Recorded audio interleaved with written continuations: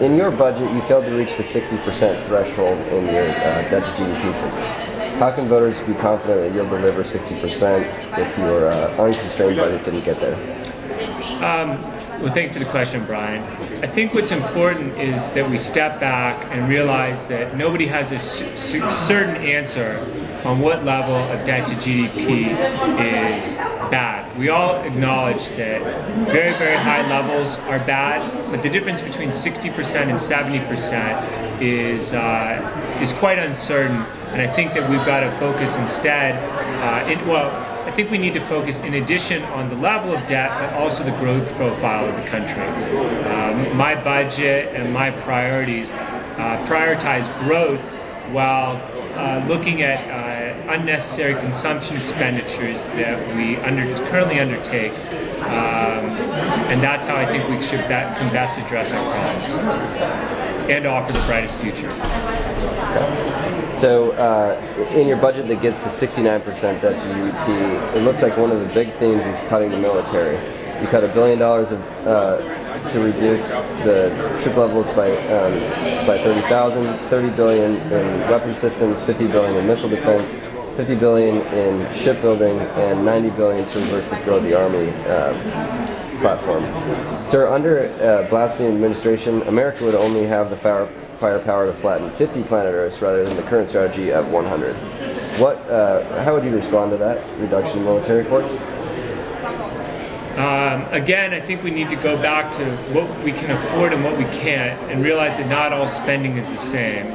There are two types of spending in my view. There's consumption spending, where we can consume things today that don't return anything tomorrow, and investment spending, where we can spend today for a brighter future tomorrow. The military is a very complicated situation, and as you said, we will retain significant firepower to be the most potent army and military force in the world. And given our current budget predicament, I think all forms or arms of government are going to need to be examined for where there's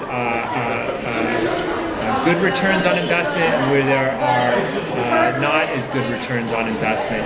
Expanding the strongest military in the world to even higher powers is not something we can afford to do at this moment. That's the hard truth, and one of the hard truths that I'm willing to push for president, because the alternative to not controlling our budgets is indeed quite severe. Another way that you get there to your budget is you cut the taxes on the richest Americans. Now, when you tax smoking, you get less smoking. When you tax driving, you get less driving.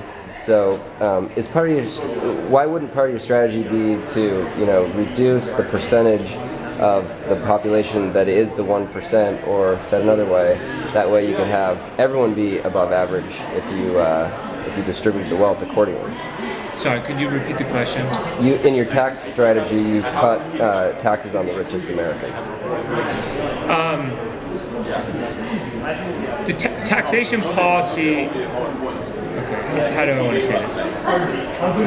Richest Americans already pay a huge percentage of the taxes. The top 1% pay, I think, well over 20% of the tax burden. The top 10% of people pay well over 50% of the tax burden. Those people pay a lot, they make a lot, they pay a lot, and I think that we need to I think that the tax rates should not be more progressive. I think that they're fine, and if they and perhaps reduced at the margin. I think the tax cut you're referring to is that I would extend the Bush tax cuts.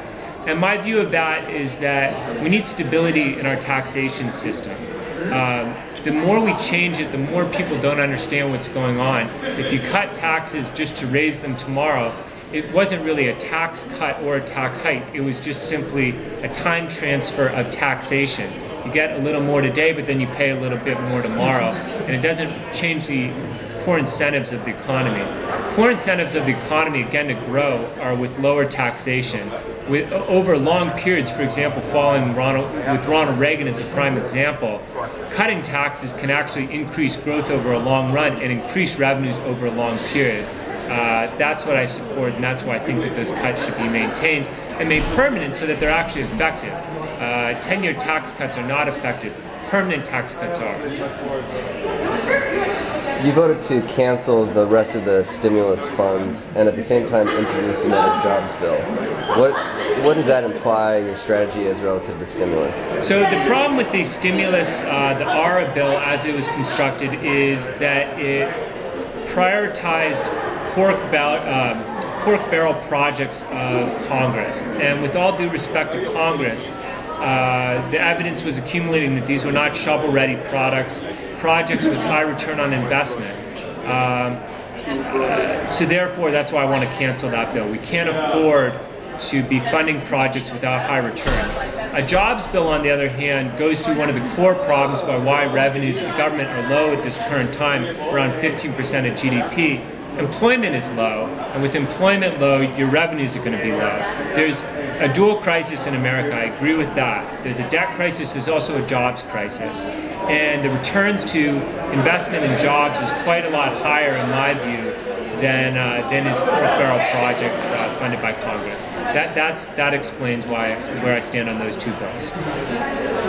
So let's talk about cap and trade. Last weekend, it was cold as hell. I mean, I froze my ass off. Do you really believe these scientists, or what's going on with this bill?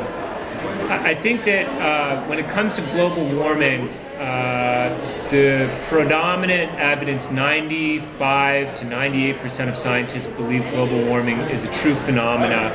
And at this point, my administration takes the view that that's correct, that it is a global phenomenon. However, if we alone respond to this problem and tax our businesses for their for carbon use, it will disadvantage them to countries that don't.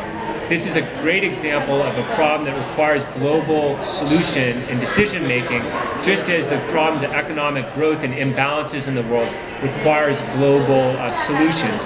With globalization comes these kinds of problems, and my administration will work very hard on comprehensive global solutions. Let's talk about the campaign. In the most recent poll, you finished 4th behind the Communist Party candidate. What confidence can you give voters that a vote for you will not be wasted? I'm very confident that in the full election, where all 60 plus classmates, senators, and voters, we got this unusual joint election, the results will be different. I think that the preliminary votes reflected the hard individual campaigning of certain members who are working on individual campaigns and not on campaign content or on platform content, something that I've been focused on. I believe that voters should remember that the most important part of the campaign is yet to come with campaign speeches in class tomorrow, and that your friend will still be your friend even if you vote for somebody else. I think it's important that the president of the class is somebody who's going to drive a process that's educational, important, and fun. And those are sort of the three core tenets and beliefs and passions I bring to this campaign and this process. And finally, some people have implied that you're trying to buy endorsements. I think forensic analysis has shown on your website that the puppy dog shown in your video was actually paid to agree. Do you have any comment? I think that the puppy dog only responds to food alone, and my view on that is that I was campaigning to the emotional heart chords and heartstrings of fellow classmates. I think that this should be not taken too seriously, but should be a fun campaign, and that's the only message. If it's not fun, we won't engage, and if we won't engage, we won't learn. And therefore, I think we need to focus on all three components of the simulation. Very good. Well, good luck on Thursday. Thank you.